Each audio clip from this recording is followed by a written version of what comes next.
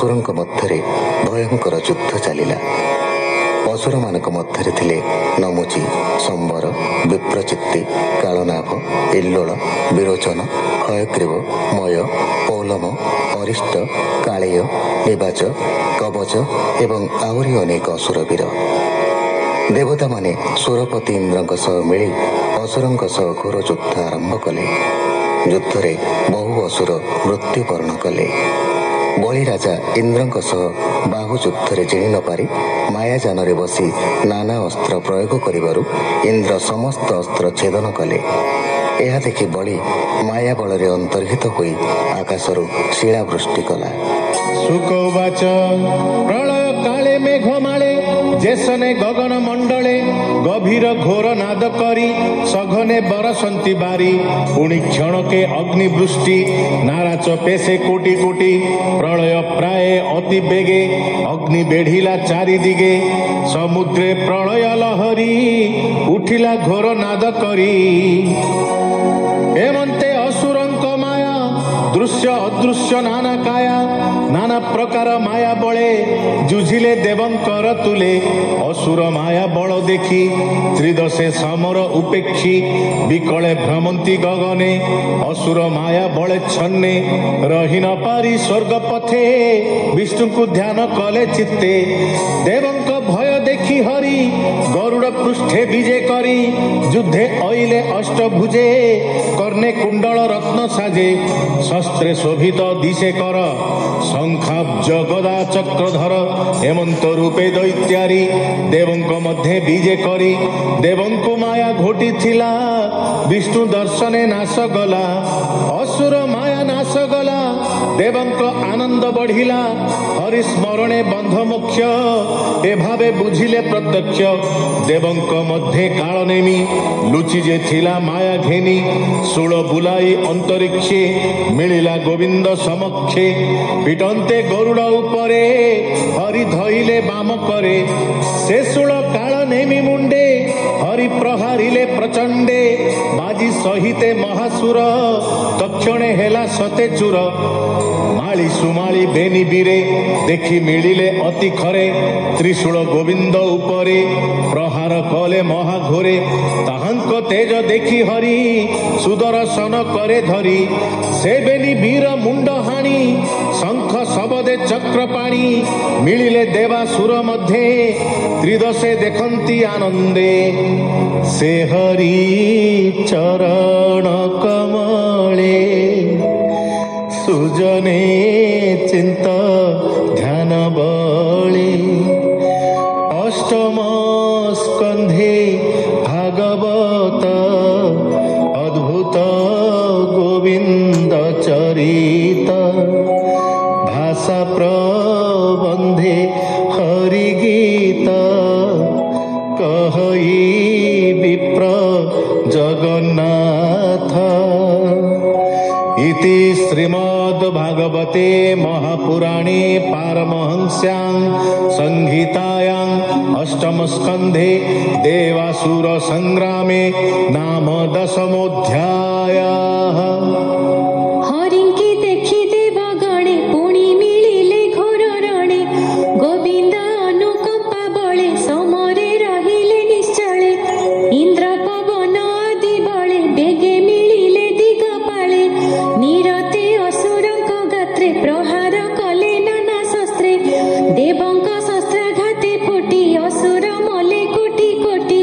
ଅସୁର ବଳ ଭଗ୍ନ ଦେଖି ଇନ୍ଦ୍ର ଯେ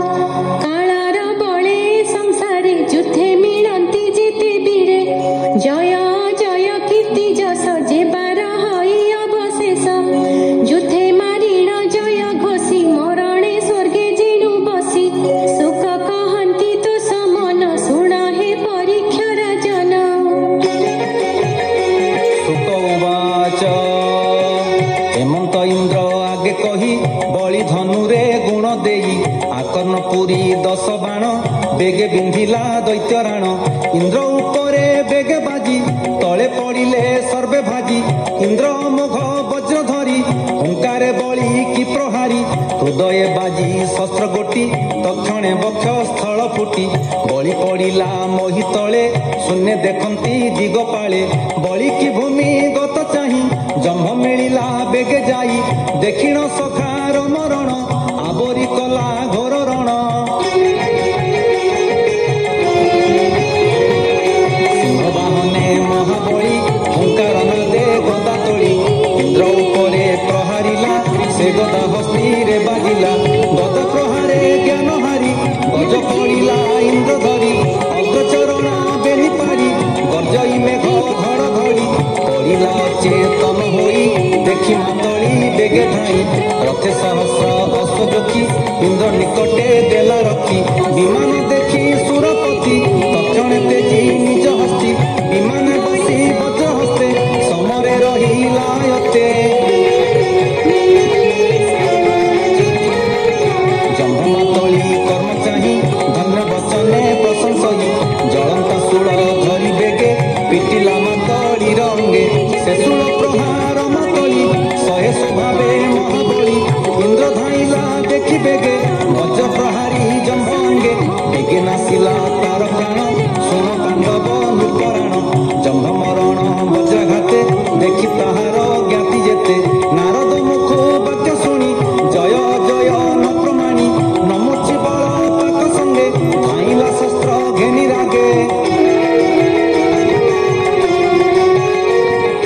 इंद्र निकटे बेगे मिली परुष वाक्य देई गाली असुर बाणे देवे दुखी संभ्रमे इंद्र ताहा देखी बेगे धाइले रण मध्ये वज्र उंचाई घोर नादे से अष्टधार वज्रघाते जिमुते जेने घोर बाते बल पाकर शिर हाणी घोर शबदे वज्र पाणी वज्र प्रहार न काटिला कंधरु चर्म न छिड़िला ता देखी इंद्र विचारई अद्भुत देखिला तो नाही वज्ररु बंचिला केमंते ए बड़ संशय मो चित्ते